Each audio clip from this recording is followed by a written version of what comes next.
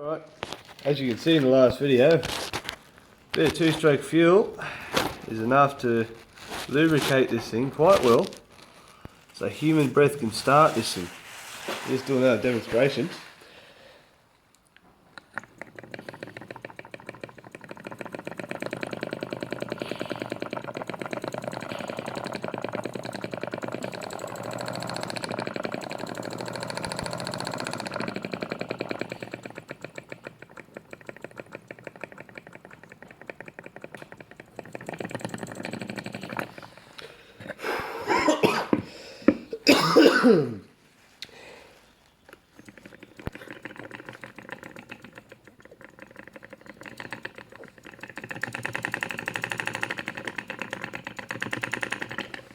Yeah.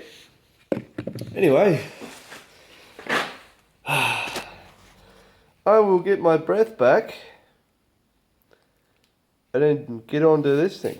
So I reckon two-stroke fuel eat up that fish oil garbage, and I can't believe I did that, but well, I didn't know any better. Try and start the thing. So hang on.